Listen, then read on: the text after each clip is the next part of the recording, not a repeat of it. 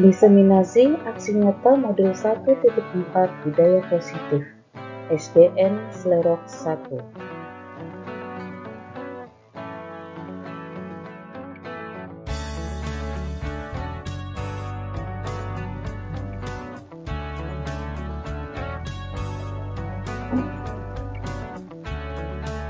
Oleh Supriyadi Sulistiawati, calon guru penggerak Angkatan 8 Kota Tegal, dengan fasilitator Bapak Imam Sudewi dan pengajar praktik Bapak Ahmad Rifai.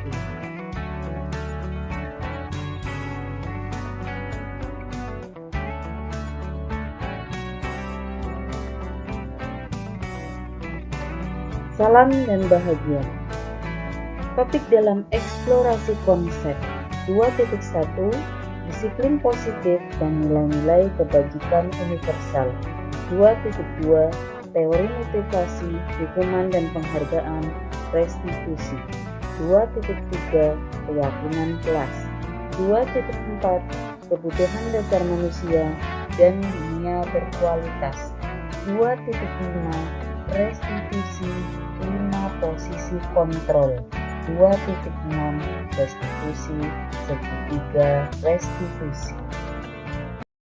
Bismillahirrahmanirrahim. Assalamualaikum warahmatullahi wabarakatuh. Waalaikumsalam warahmatullahi. Alhamdulillah, Allahumma sholli ala sayyidina Muhammad. Saya ucapkan selamat datang yang terhormat guru-guru hebat dari SD Negeri Slerok 1, SD Negeri Slerok 3 dan SD Negeri Slerok 6 yang mendapat undangan diseminasi aksi nyata modul 1.4 dengan judul Budaya Positif Pendidikan Guru Penggerak Angkatan 8 Kota Tegal. Dalam hal ini adalah Ibu Sulistiawati SPD. Baiklah, marilah acara ini kita buka, tapi sebelumnya saya bacakan susunan acaranya. Yang pertama pembukaan, yang kedua pembahasan atau diseminasi, yang ketiga tanya jawab, dan yang keempat penutup. Baiklah, mengawali acara diseminasi siang hari ini dengan judul Budaya Positif, mari kita awali dengan bersama-sama membaca basmalah. Bismillahirrahmanirrahim. Terima kasih, mudah-mudahan bacaan basmalah tersebut mengantarkan Ibu Sulistiawati dengan tanpa hambatan, dimudahkan dan berjalan dengan lancar. Amin ya rabbal alamin. Baiklah, selanjutnya adalah diseminasi yang akan disampaikan oleh Ibu Sulistiawati SPD. Waktu dan tempat saya persilakan. Terima kasih Bu Eka. Assalamualaikum warahmatullahi wabarakatuh. Bapak Ibu, izinkan saya berdiri, izinkan saya menyampaikan diseminasi aksi nyata modul 1.4 Budaya Positif PGB Angkatan 8 Kota Tegal. Di sini saya akan menyampaikan beberapa pengetahuan yang saya peroleh dari pendidikan guru penggerak. Mari kita berdiskusi bersama, tidak bermaksud menggurui, tetapi marilah kita belajar bersama. Sebelumnya saya akan perkenalkan diri. Nama saya Supriyadi Sulistiawati, CGP Angkatan 8 dari SD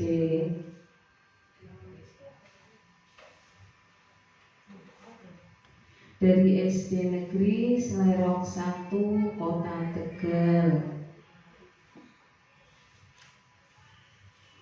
Bapak Ibu, sebelum kita mulai, mari kita menyanyikan lagu Indonesia Raya dulu. Dimohon berdiri.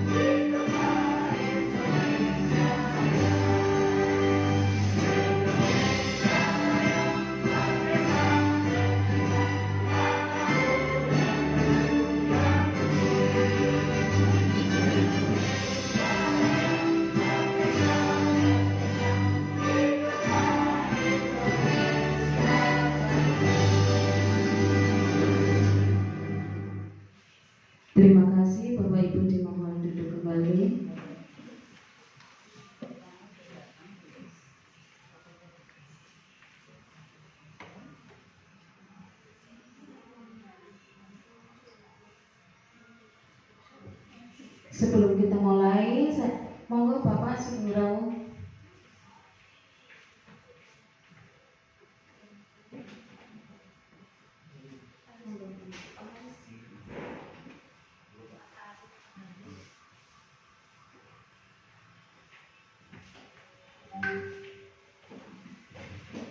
Sebelum kita mulai akan saya bacakan kesepakatan kelas Bapak Ibu. Nanti barangkali ada yang kurang, silakan ditambahkan atau dikurangi.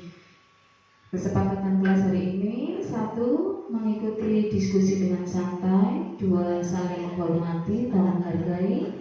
3. Mengangkat tangan ketika mau bertanya atau berpendapat. 4. Mengikuti diskusi dengan perasaan bahagia. Bapak Ibu, berikut saya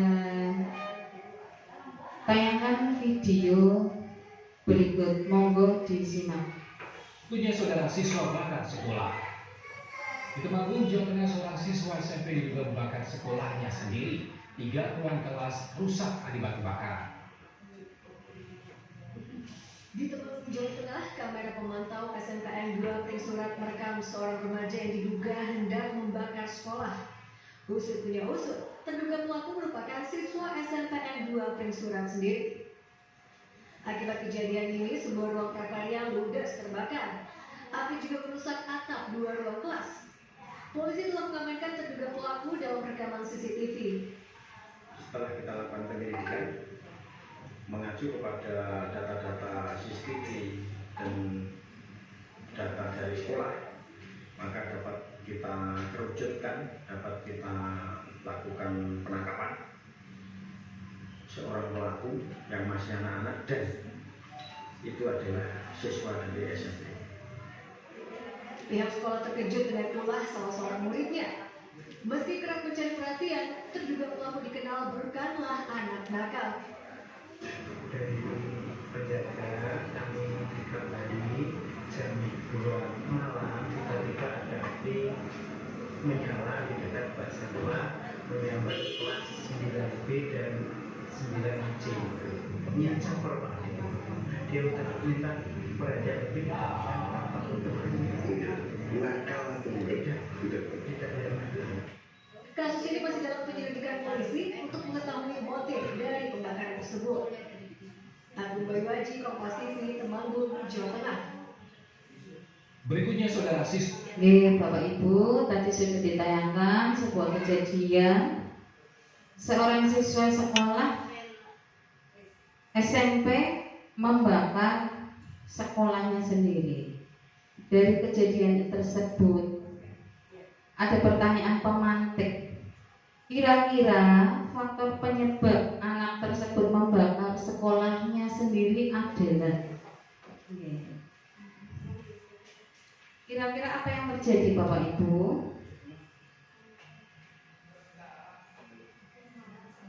Oke, Bu Hertanti, monggo.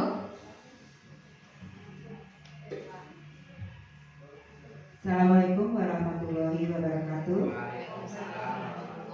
Perkenalkan, saya Ibu Hertanti dari SD Sekarang 1, guru dari SD Sekarang 1. Kira-kira faktor penyebab anak tersebut membakar sekolahnya, ada berbagai faktor yang menyebabkan anak itu membakar sekolahnya. Yang pertama itu mungkin perasaan kecewa terhadap sekolahnya, ya.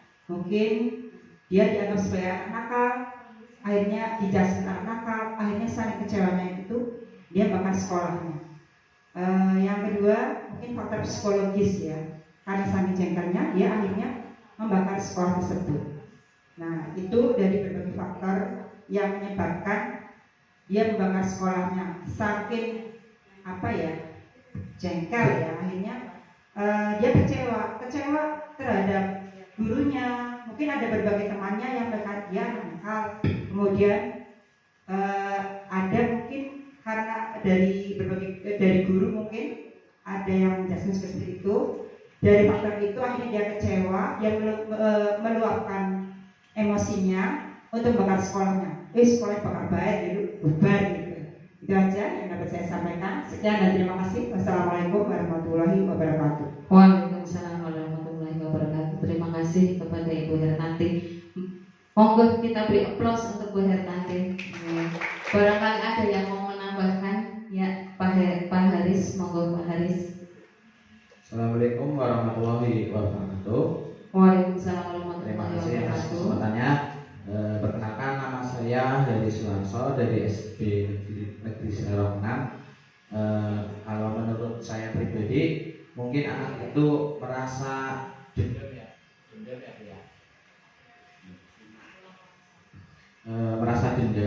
dan sakit hati. Kemudian entah itu sakit hatinya karena mungkin dibully ataupun diejek dari teman-temannya. Jadi kemudian dari sekolah juga kurangnya penanganan Bu. Dari sekolah juga kurang penanganan terhadap anak tersebut, sehingga anak tersebut sakit hati akhirnya membakar sekolahnya sendiri. Mungkin seperti itu. Terima kasih. Ya, terima kasih Pak Haris. Ada lagi yang mau memberikan pendapat Bapak Ibu? Ya, dari kejadian itu bisa kita simpulkan bahwa anak memerlukan sebuah lingkungan yang nyaman, yang bisa memfasilitasi anak-anak tersebut untuk belajar di sekolah. Dari pertanyaan penampilan nanti itu, izinkan saya menyampaikan beberapa materi dari program pendidikan guru penggerak modul 1.4. Bapak Ibu, materi pembelajaran atau tujuan pembelajaran di sini ada disiplin positif dan nilai-nilai kebajikan, yaitu teori kontrol dari Dr. William Glasser, disiplin positif dan memilih nilai-nilai kebajikan. Kemudian ada teori motivasi, hukuman dan penghargaan, restitusi. Ada lagi keyakinan kelas, kebutuhan dasar manusia dan dunia berkualitas, restitusi 5 posisi kontrol, dan restitusi segitiga restitusi. Bapak Ibu, izinkan saya menyampaikan satu persatu. Dari mulai disiplin positif dan nilai-nilai kebajikan universal, Bapak Ibu. Dr. William Glasser dalam teori kontrol yang kemudian hari berkembang dan dinamakan choice theory, meluruskan beberapa miskonsepsi tentang makna kontrol. Ilustrasi guru mengontrol murid. Pada dasarnya kita tidak dapat memaksa murid untuk berbuat sesuatu jika murid tersebut memilih untuk tidak melakukannya. Jadi kita tidak boleh memaksa. Ilustrasi bahwa semua penguatan positif, efektif dan bermanfaat. Kemudian penguatan positif atau bujukan adalah bentuk-bentuk kontrol. Segala usaha untuk mempengaruhi murid agar mengulangi suatu perilaku tertentu adalah suatu usaha untuk mengontrol murid tersebut. Ilustrasi bahwa kritik dan membuat orang merasa bersalah dapat menguatkan karakter. Menggunakan karakter dan rasa bersalah untuk mengontrol murid menuju pada identitas gagal. Mereka belajar untuk merasa buruk tentang diri mereka sendiri. Ilusi bahwa orang dewasa memiliki hak untuk memaksa, dan banyak orang dewasa yang percaya bahwa mereka memiliki tanggung jawab untuk membuat murid-murid berbuat hal-hal tertentu. Bagaimana seseorang bisa berubah dari paradigma stimulus respon kepada pendekatan teori kontrol? Stephen R. Covey mengatakan bahwa bila kita ingin membuat kemajuan perlahan, sedikit-sedikit, ubahlah sikap atau perilaku Anda. Namun, bila kita ingin memperbaiki cara-cara utama kita, maka kita perlu mengubah kerangka acuan kita. Ubahlah bagaimana Anda melihat dunia, bagaimana Anda berpikir manusia. Ubahlah paradigma Anda. Skema pemahaman dan penjelasan aspek-aspek tertentu tentang realitas. Di sini ada dua macam, ada stimulus respon dan teori kontrol, Bapak Ibu. Mari kita simak bersama. Dari stimulus respon dan teori kontrol ada realitas. Kebutuhan kita sama. Sedangkan teori kontrol, realitas kebutuhan kita berbeda. Kemudian semua orang melihat hal yang sama. Pada teori kontrol semua orang memiliki gambaran yang berbeda. Kita mencoba mengubah orang agar berpandangan sama dengan kita. Tetapi pada teori kontrol, kita berusaha memahami pandangan orang lain tentang dunia. Perilaku buruk dilihat sebagai suatu kesalahan. Tetapi pada teori kontrol, semua perilaku memiliki tujuan. Orang lain bisa mengontrol saya, tetapi pada teori kontrol hanya Anda, hanya saya yang bisa mengontrol diri saya.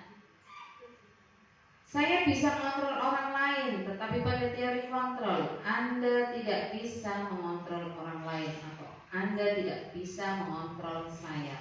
Pemaksaan ada pada saat bujukan gagal. Pada teori kontrol, kolaborasi dan konsekuensi menciptakan pilihan-pilihan baru. Model berpikir menang kalah, tetapi pada teori kontrol model berpikir menang-menang. Jadi kita mencoba mengubah paradigma dari pemikiran stimulus respon ke teori kontrol. Sebelumnya Bapak Ibu, mari kita tanyakan ke diri kita, bagaimana kita berperilaku. Mengapa kita melakukan segala sesuatu? Apakah kita melakukan sesuatu karena adanya dorongan dari lingkungan dan atau dorongan yang lain? Terkadang kita melakukan sesuatu karena kita menghindari rasa sakit atau ketidaknyamanan. Terkadang kita juga melakukan sesuatu untuk mendapatkan apa yang kita mau. Pernahkah Anda melakukan sesuatu untuk mendapat senyuman atau pujian dari orang lain? Untuk mendapat hadiah atau untuk mendapatkan uang? Apalagi kira-kira alasan orang untuk melakukan sesuatu. Ada banyak alasan agar kita melakukan sesuatu itu mendapat suatu respon, ya Bapak Ibu. Saya lanjutkan kembali pada konsep disiplin positif. Dalam budaya kita, makna disiplin dimaknai menjadi sesuatu yang dilakukan seseorang pada orang lain untuk mendapatkan kepatuhan. Kita cenderung menghubungkan kata disiplin dengan ketidaknyamanan. Bapak pendidikan kita, Ki Hajar Dewantoro, menyatakan bahwa di mana ada kemerdekaan, disitulah harus ada disiplin yang kuat. Sungguh pun disiplin itu bersifat self-disiplin, yaitu kita sendiri yang mewajibkan kita dengan sekeras-kerasnya. Tetapi itu sama saja. Sebab jikalau kita tidak cakap melakukan self-disiplin, wajiblah penguasa lain mendisiplinkan diri kita, dan peraturan demikian.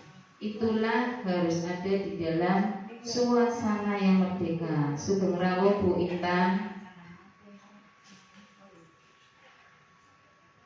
Di situ Ki Hajar menyatakan bahwa untuk mencapai kemerdekaan atau dalam konteks pendidikan kita saat ini, untuk menciptakan murid yang merdeka, syarat utamanya adalah harus ada disiplin yang kuat. Disiplin yang dimaksud adalah disiplin diri yang memiliki motivasi internal. Jadi kita tidak memiliki motivasi internal. Jika kita tidak memiliki motivasi itu, maka kita memerlukan pihak lain untuk mendisiplinkan kita, atau motivasi eksternal, karena berasal dari luar, bukan dari dalam diri kita. Pemikiran Ki Hajar Dewantara ini sejalan dengan pandangan Dian Gosen dalam bukunya Restructuring School Discipline 2001. Dian menyatakan bahwa arti kata disiplin berasal dari bahasa Latin disciplina, yang artinya belajar. Kata disiplin juga berasal dari akar kata yang sama dengan disiplin atau murid atau pengikut. Untuk menjadi seorang murid atau pengikut, seseorang harus paham betul alasan mengapa mereka mengikuti suatu aliran atau ajaran tertentu, sehingga motivasi yang terbangun adalah motivasi intrinsik, bukan ekstrinsik. Nilai-nilai kebajikan universal sendiri telah diperkenalkan di modul titik 1.2, yang berarti nilai-nilai kebajikan yang disepakati bersama lepas dari suku, bangsa, agama, bahasa maupun latar belakangnya. Nilai-nilai ini merupakan payung besar dari sikap dan perilaku kita, atau nilai-nilai ini merupakan pondasi kita berperilaku. Nilai-nilai kebajikan adalah sifat-sifat positif manusia yang merupakan tujuan mulia yang ingin dicapai setiap individu, seperti yang dikemukakan oleh Dr. William Fraser pada teori kontrol, menyatakan bahwa setiap perbuatan memiliki suatu tujuan. Dan selanjutnya Dian Gosen mengemukakan bahwa dengan mengaitkan nilai-nilai kebajikan yang diyakini seseorang, maka motivasi intrinsiknya akan terbangun, sehingga menggerakkan motivasi dari dalam untuk dapat mencapai tujuan mulia yang diinginkan. Bapak Ibu, berikut saya sampaikan nilai-nilai kebajikan dari profil pelajar Pancasila. Ada 6 nilai-nilai kebajikan, yaitu 1. Beriman, bertakwa kepada Tuhan Yang Maha Esa dan berakhlak mulia. Yang kedua, mandiri. 3. Bergotong royong. 4. Berkebinekaan global. 5. Bernalar kritis. Dan 6. Kreatif. Di sini ada teori motivasi, hukuman, dan penghargaan serta restitusi.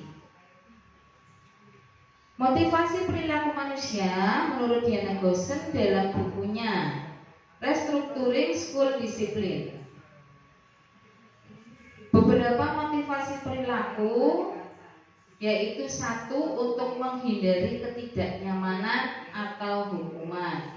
Itu termasuk dalam motivasi eksternal.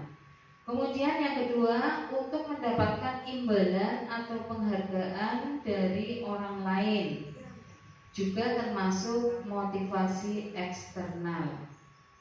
Kemudian yang ketiga, Bapak Ibu, untuk menjadi orang yang mereka inginkan dan menghargai diri sendiri dengan nilai-nilai yang mereka percaya.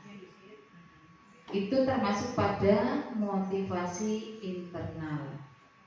Dari ketiga motivasi perilaku manusia dalam mewujudkan disiplin positif yang harus ditanamkan dalam murid-murid adalah motivasi yang nomor 3, Bapak Ibu. Motivasi yang muncul dalam diri mereka sendiri atau motivasi intrinsik. Karena dengan memiliki motivasi tersebut, mereka telah memiliki motivasi intrinsik yang berdampak jangka panjang. Motivasi yang tidak akan terpengaruh dengan adanya hukuman atau hadiah. Di sini ada contoh kasus, Bapak Ibu. Mari kita berdiskusi. Ada sebuah kasus Iva kurang menguasai pelajaran matematika, sehingga pada saat pelajaran tersebut berlangsung, dia lebih banyak berdiam diri atau menggambar di buku pelajarannya.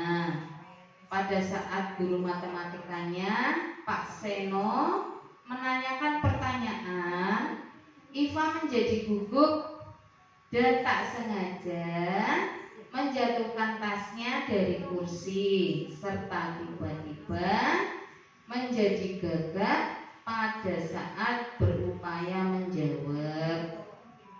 Seluruh kelas pun tertawa melihat perilaku Iva yang bicara tergagap dan terkejut tersebut.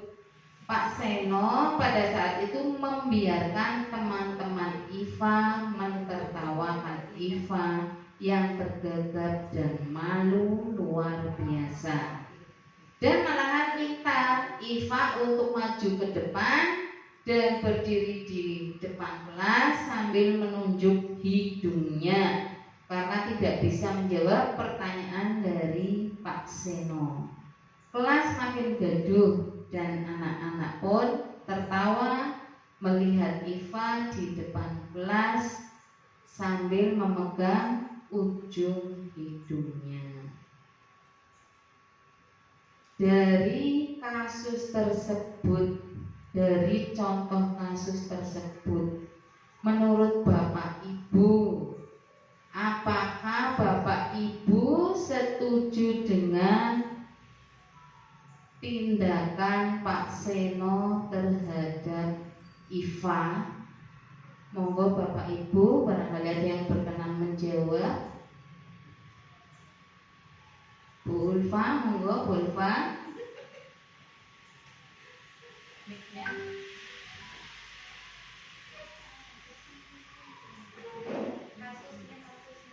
Oke, saya ulang lagi kasusnya nggih.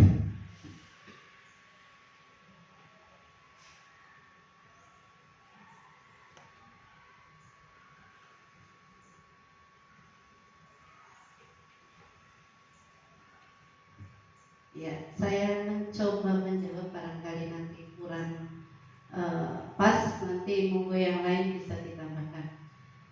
Dalam kasus ini, Iva sebenarnya ingin rasa kasih sayang oleh gurunya, tapi dia tidak mendapatkan rasa kasih sayangnya dari gurunya, bahkan merasa dia itu diasingkan karena di sini Pak Seno itu sampai menunjuk-nunjuk dan akhirnya Iva malu karena teman-teman yang lain itu menertawakan.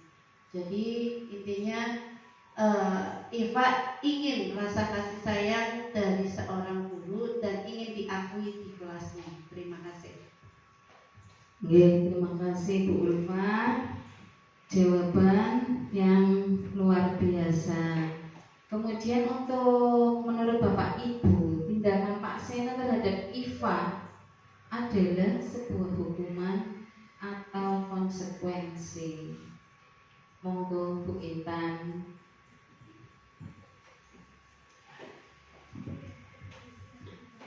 Assalamualaikum warahmatullahi wabarakatuh. Waalaikumsalam warahmatullahi wabarakatuh. Terima kasih atas waktunya. Menurut saya di sini yang pertama bisa sebuah konsekuensi. Di sini ada dua ya, antara konsekuensi dan hukuman.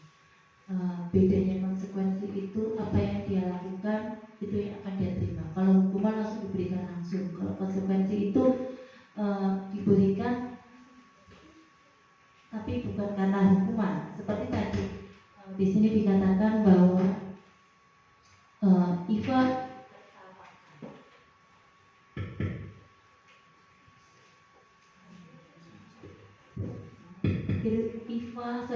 Mbak Iva ini ditawarkan oleh teman-temannya. Itu adalah sebuah konsekuensi. Sedangkan di sini hukumannya itu hukumannya diberikan oleh Pak Seno, yaitu Iva disuruh maju ke depan. Itu perbedaan antara hukuman dan konsekuensi. Memang kalau belum mempelajarinya, memang kita anggap sama di sini.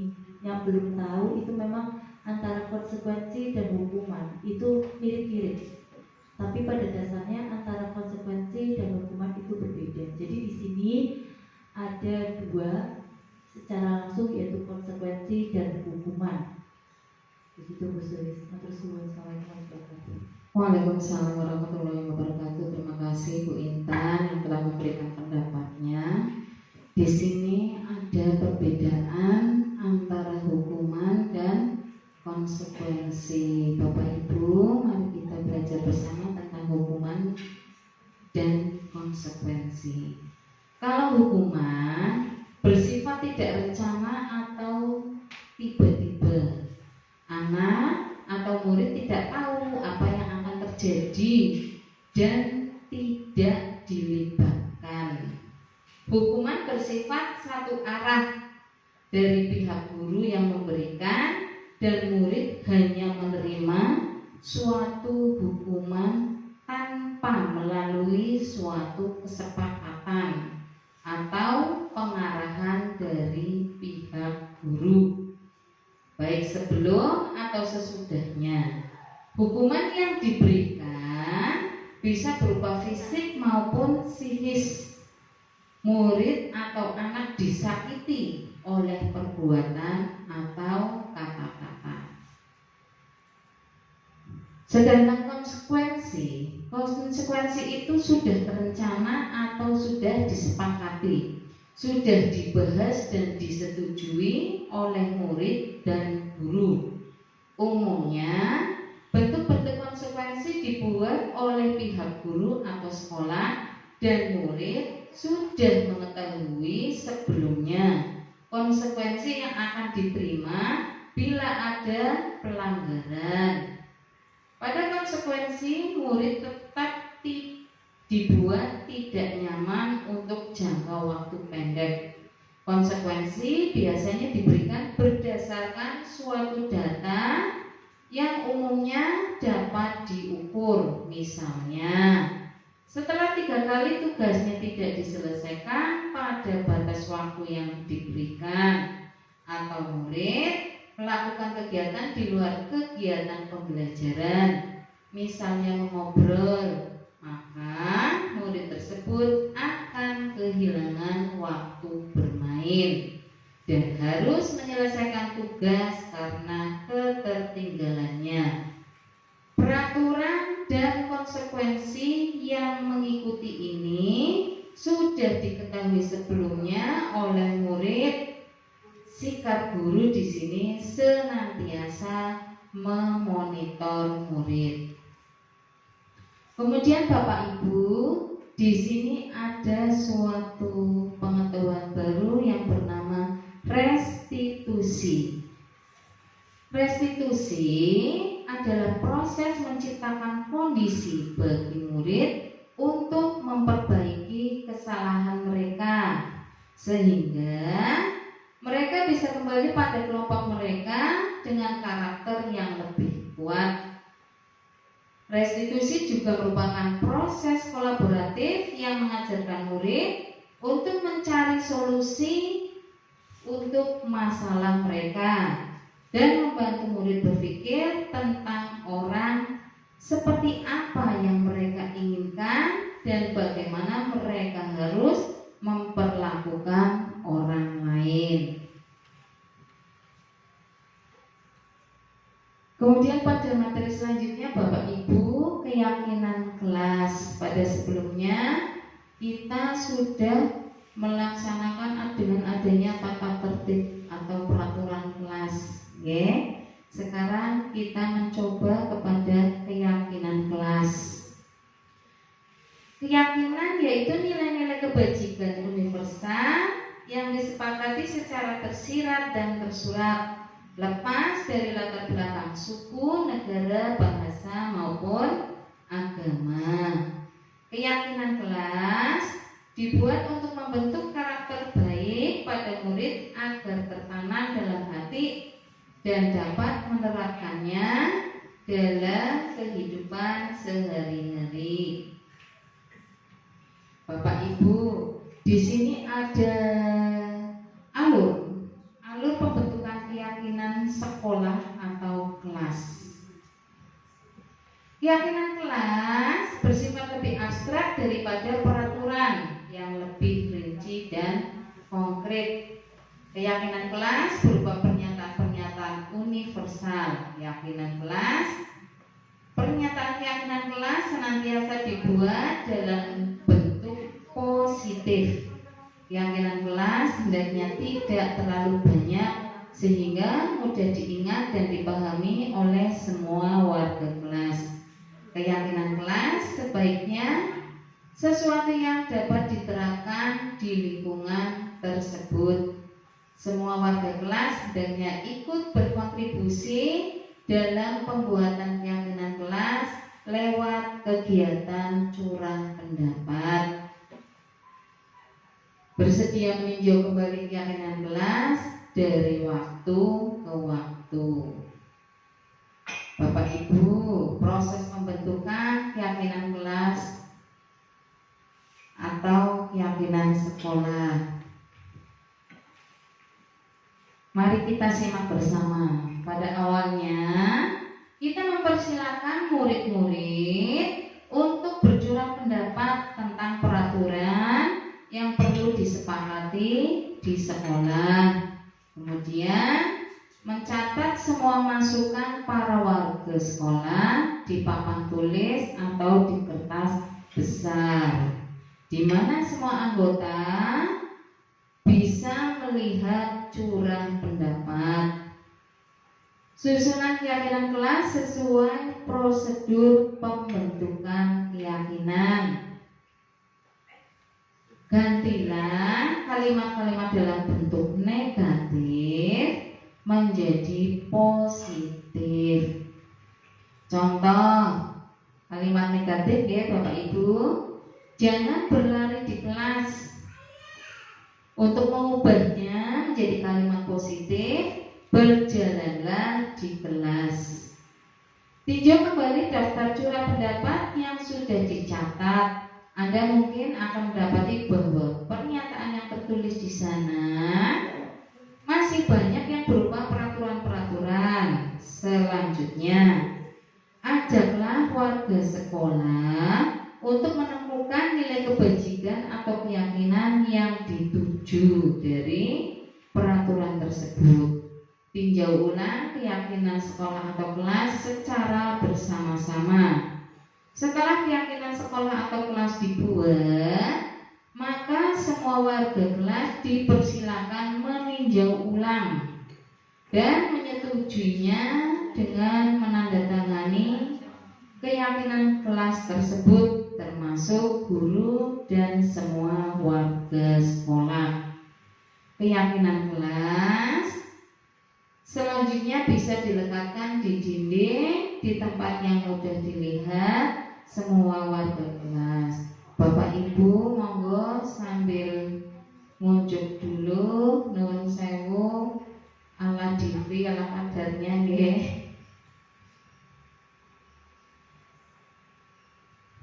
Lanjut pada kebutuhan dasar manusia. Pada dasarnya setiap manusia mempunyai kebutuhan dasar yang wajib atau yang ingin dipenuhi. 5 kebutuhan dasar itu yaitu 1. Bertahan hidup atau survival. Yang kedua, kasih sayang dan rasa diterima, love and belonging. 3. Kebebasan, freedom. 4. Kesenangan, fun. 5. Penguasaan atau power. Kemudian Bapak Ibu, di sini ada restitusi 5 posisi kontrol. Ternyata kita bisa berada pada sebuah posisi dari 5 posisi tersebut Bapak Ibu, yaitu 1. Penghukum. Guru-guru yang menerapkan posisi penghukum akan berkata, patuhi aturan saya atau awas, kamu selalu saja salah, selalu, pasti selalu yang terakhir selesai. Penghukum itu biasanya menggunakan nada suara yang tinggi, bahasa tubuh, matanya melotot, wajahnya merah, jari-jari menunjuk dan menghardik. Terlambat lagi, pasti terlambat lagi, selalu datang terlambat, kapan bisa datang tepat waktu. Di situ ada posisi penghukum. Kemudian ada lagi Bapak Ibu, posisi pembuat rasa bersalah. Pembuat rasa bersalah, nada suara memelas, halus, sedih, bahasa tubuh merapat pada anak atau lesu. Adik, kamu ini bagaimana ya? Kamu sudah berjanji dengan ibu tidak akan terlambat lagi. Kenapa kamu ya senang sekali mengecewakan ibu? Ibu benar-benar kecewa sekali. Itu adalah posisi kedua, yaitu pembuat rasa bersalah. Kemudian posisi ketiga Bapak Ibu, ada posisi teman. Guru pada posisi ini tidak akan menyakiti murid, namun akan tetap berupaya mengontrol murid melalui persuasi. Posisi teman pada guru bisa negatif ataupun positif. Positif berupa hubungan baik yang terjalin antara guru dan murid. Mereka akan berkata, ayo bantulah demi Bapak ya. Ayo ingat tidak bantuan Bapak selama ini. Atau ya sudah, kali ini tidak apa-apa, nanti Ibu bantu bereskan. Kemudian ada posisi yang keempat Bapak Ibu. Di sini ada posisi pemantau.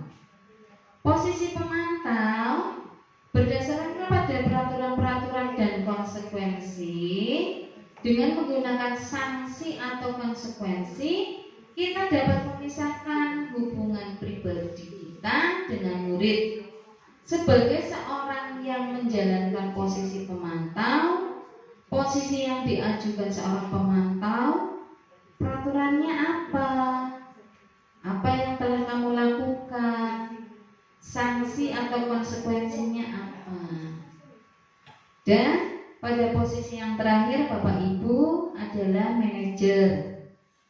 Manajer adalah posisi di mana guru berbuat sesuatu dengan murid, mempersilahkan murid mempertanggungjawabkan perilakunya, mendukung murid agar dapat menemukan solusi atas permasalahannya sendiri. Menemukan solusi permasalahannya sendiri, seorang manajer akan berkata, apa yang kita yakini, kembali ke keyakinan kelas. Apakah kamu meyakininya? Jika kamu meyakininya, apakah kamu bersedia memperbaikinya? Jika kamu memperbaiki hal ini, Hal ini menunjukkan apa tentang dirimu, apa rencana kamu untuk memperbaiki hal ini. Tugas seorang manajer bukan untuk mengatur perilaku seseorang. Kita membimbing murid untuk dapat mengatur dirinya sendiri. Dan yang diharapkan Bapak Ibu, minimal kita bisa pada posisi teman, pemantau, atau manajer. Jadi supaya dihindarkan menjadi penghukum atau pembuat rasa bersalah. Kemudian di sini ada lagi yang namanya segitiga restitusi. Diana Gosen dalam bukunya Restitution telah merancang sebuah tahapan yang memudahkan para guru dan orang tua dalam melakukan proses untuk menyiapkan anaknya untuk melakukan restitusi, bernama segitiga restitusi atau restitution triangle. Pada validasi pertama, yang pertama menstabilkan identitas. Sebelum memvalidasi tindakan yang salah, kita memvalidasi dulu. Setiap orang pasti pernah melakukan kesalahan. Kamu bukan satu-satunya yang pernah melakukan itu. Kemudian baru kita memvalidasi tindakan yang salah. Kamu tentu punya alasan mengapa melakukan itu. Adakah cara yang lain yang lebih efektif untuk mendapatkan apa yang kamu butuhkan? Kemudian pada segitiga yang ketiga menanyakan keyakinan kelas. Keyakinan kelas apa yang telah kita sepakati?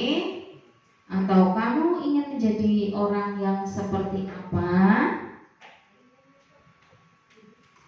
Bapak Ibu, ini saya contohkan suatu kasus dari siswa kelas 1 yang bernama Rasya dan Akifah.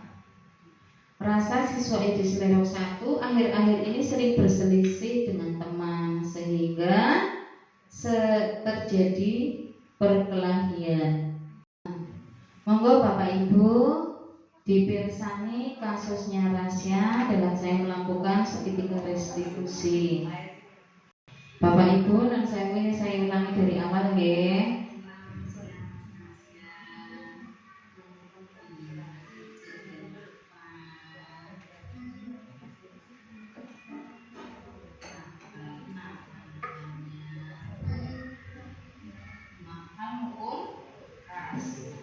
Terus apa yang dilakukan Rasya? Tujuannya apa? Rasya itu memiliki tetapi apakah jika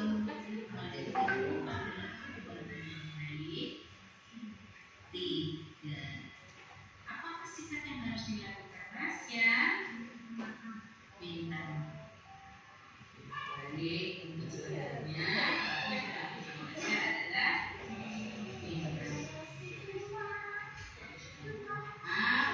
sudah diupayakan lagi bisa berteman.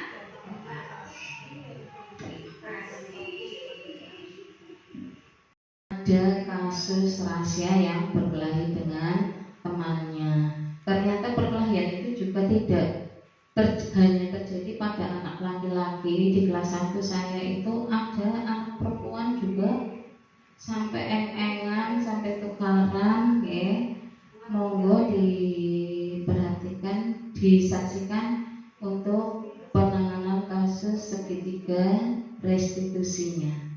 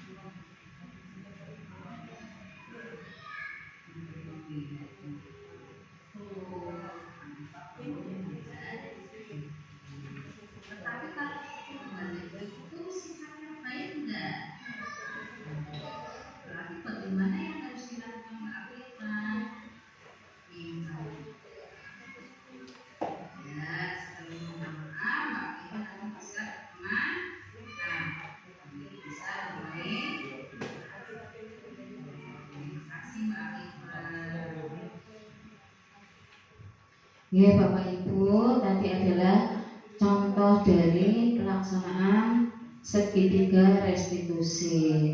Dan kebetulan di sini saya akan menayangkan testimoni dari Mbak Akifah dan orang tua Mbak Akifah yang sudah kembali pada keyakinan kelasnya.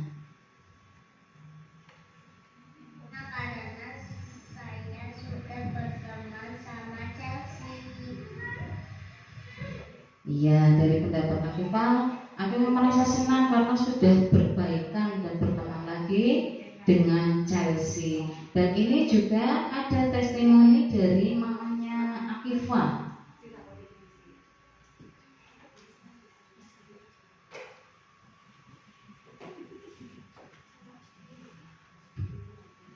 Sekarang menjadi lebih baik dan percaya diri. Dengan keadaan ini saya sangat senang. Kita sekarang Ya, Bapak Ibu, untuk mengakhiri acara ini barangkali ada yang bertanya, akan ditanyakan segala sesuatu dari pemaparan saya.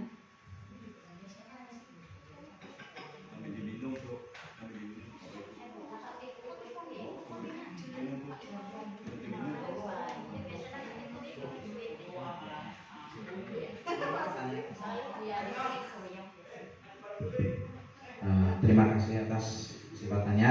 Oke, matur Pak Haris. Di sini saya akan menanyakan apa yang harus dilakukan oleh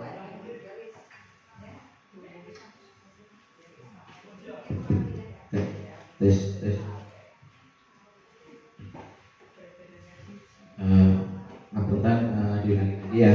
Di sini saya akan menanyakan apa yang harus dilakukan oleh guru untuk membangun budaya positif di sekolah, seperti itu kurang lebihnya. Oke, terima kasih Pak Haris. Saya akan mencoba menjawab. Yang harus dilakukan oleh guru untuk membangun budaya positif di sekolah itu diawali dengan membentuk lingkungan kelas yang mendukung terciptanya budaya positif, yaitu dengan menyusun kesepakatan kelas yang efektif dapat membantu dalam pembentukan budaya disiplin positif di kelas. Demikian Pak Haris yang dapat saya sampaikan. Oke, terima kasih Bu Liz atas jawabannya. Ada lagi Bapak Ibu?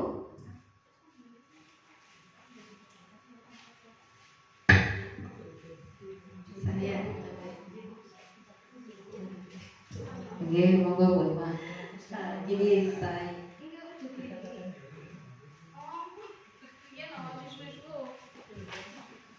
Monggo Bu Pak. Saya mencoba sedikit pertanyaan. Dalam kasus yang tadi tulis tayangkan itu kan itu akan menerapkan segitiga restitusi. Tapi setelah saya lihat di situ baru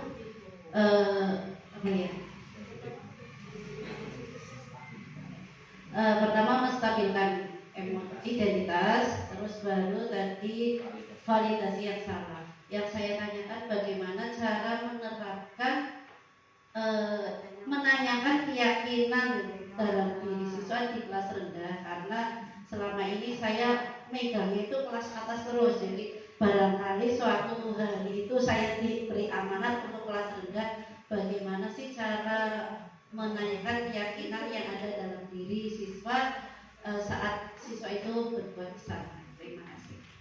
Oke, terima kasih Bu Pak atas pertanyaannya. Trik yang saya lakukan, cara-cara saya lakukan dalam upaya pendekatan dengan siswa kelas rendah kelas 1 sampai 3 nih, 1, 2, 3 itu biasanya kita menjalin hubungan personal, istilahnya pendekatan personal dulu kepada siswa agar tidak merasa takut dengan guru.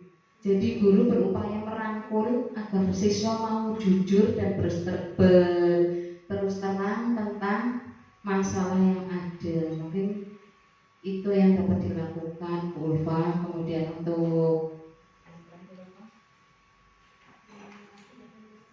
untuk menanyakan keyakinan kelas, jujur saja keyakinan kelas belum saya laksanakan, pengetahuan baru saya dapatkan. Jadi insya Allah untuk kedepannya saya berusaha untuk menanyakan keyakinan kelas pada segitiga tahap yang ketiga restitusi. Demikian Bu Ulfa. Bapak Ibu yang lain, monggo. Ya, demikian Bapak Ibu yang dapat saya sampaikan tentang materi pendalaman dari modul 1.4. Mohon maaf segala kekurangan. Terima kasih. Saya akhiri. Wassalamualaikum warahmatullahi wabarakatuh. Saya kembalikan kepada Ibu Endah. Monggo Ibu Endah. Terima kasih kepada Ibu Sulistiawati yang telah memberikan diseminasi aksi nyata modul 1.4 budaya positif. Intinya adalah Ibu Sulis dengan cukup piawai menjelaskan teori-teori dari, saya lihat ada 2 apa ya, William dan DNA ya, dan seterusnya khusus bagi saya yang sudah tua ya, yang sudah berpuluh-puluh tahun mengajar, memang setiap tahun bahkan setiap dekade 10 tahun itu ada perubahan-perubahan. Intinya adalah silahkan ibu-ibu menguasai berbagai macam teori pendidikan, silahkan, tidak ada jeleknya. Tapi intinya adalah sebagai guru kita cuma punya 3 kunci utama. Yang pertama adalah sabar, ikhlas, dan syukur. Menurut saya ya, sebab kalau mempelajari teori-teori yang begitu banyak, mungkin ini pakar-pakarnya nanti Anda semua yang masih muda-muda yang terus menggali, membuatkan, merumuskan suatu teori-teori pendidikan. Tapi intinya dalam Islam itu sahabat Nabi menjelaskan kepada kita dalam mendidik putra-putri, keluarga, suami atau istri adalah kuncinya 3 itu tadi. Sabar, ikhlas, dan syukur. Walaupun nanti melebar kepada bangsa Indonesia. Kiranya dari saya cukup sekian. Guru-guru hebat semua, matur nuwun sangat rawuhipun. Mudah-mudahan ilmu yang sangat bermanfaat ini bisa kita terapkan dalam mengajar. Sekali lagi saya mohon maaf. Assalamualaikum warahmatullahi wabarakatuh. Alhamdulillah, Allahumma sholli ala sayyidina Muhammad. Perkenalkan, saya Ibu Endah Haryanti, rekan sejawat dari Ibu Sulistiawati yang pada saat ini melaksanakan kegiatan diseminasi budaya positif dalam program pendidikan guru penggerak. Kemarin telah dilaksanakan diseminasi tersebut pada hari Rabu tanggal 26 Juli 2023. Alhamdulillah pelaksanaan berjalan dengan lancar, sehingga diseminasi yang dilaksanakan oleh Ibu Sulis bisa diselenggarakan, bisa diuraikan, bisa dilaksanakan dengan menghadirkan teman-teman guru sejawat dari 3 SD, yaitu SD Selerok 1, SD Selerok 3, dan SD Selerok 6. Kebetulan saya pada hari itu turut di dalamnya, sehingga saya bisa melihat bagaimana pelaksanaan diseminasi tersebut yang dilaksanakan cukup berbobot, bermakna, mudah-mudahan bermanfaat baik secara pribadi oleh Pulis, kemudian juga secara pribadi lagi untuk meningkatkan karir Ibu Lis dan menjadi guru penggerak yang sukses, dapat lulus dengan nilai yang memuaskan, juga bermanfaat bagi teman-teman sejawat, teman-teman dari SD Selerok 3 dan 2 dan 6 yang kebetulan menyaksikan acara diseminasi tersebut. Pada pelaksanaan tersebut cukup hidup kegiatannya, cukup semarak, dan ada umpan balik antara penyaji dan penerima atau para peserta yang mengikuti diseminasi tersebut. Cukup berbobot, ada umpan balik, ada masukan-masukan, ada pendapat-pendapat, kemudian juga didiskusikan sehingga menghasilkan insya Allah kesimpulan-kesimpulan itu sesuai dengan teori yang Bulis terima selama mengikuti program guru penggerak tersebut. Mudah-mudahan ilmu-ilmu yang sudah dikuasai kemudian diejawantah atau didiskusikan dan diterapkan dalam pengajaran ini akan menambah masukan-masukan bagi guru, juga bagi siswa, akan lebih meningkatkan kecerdasannya, meningkatkan kreativitasnya, dan lebih penting juga meningkatkan akhlak adab sopan santunnya dalam pembelajaran pada kurikulum Merdeka ini. Kemudian harapannya juga masukan-masukan yang mungkin sebagai pelengkap itu bisa dijadikan pembelajaran tersendiri supaya kedepannya nanti akan memacu lebih baik lagi, karena ini perjalanannya mungkin masih panjang dan memang tidak ada berhentinya untuk kita update ilmu pengetahuan, update pengalaman, update segala macam bentuk kemajuan teknologi dan sebagainya yang semuanya tercantum untuk mencerdaskan kehidupan bangsa sesuai dengan Undang-Undang Dasar 1945 khususnya pasal 3 dan pada pembukaan UUD 45 alinea ke-3. Dari pribadi saya juga tidak bisa memberikan yang lebih banyak kecuali sekedar memberikan saran dan kritik. Mudah-mudahan kedepannya Bulis tetap bersemangat, tetap tidak jemu-jemu untuk menuntut ilmu sebanyak-banyaknya, mencari pengalaman dan mencoba meningkatkan kreativitas untuk lebih menjadikan pembelajaran yang bermakna bagi anak didiknya. Itu saja dari masukan dari saya, mudah-mudahan berkenan. Saya mohon maaf apabila dalam penyajian atau penyampaian ini kurang berkenan. Billahi taufiq wal hidayah. Assalamualaikum warahmatullahi wabarakatuh.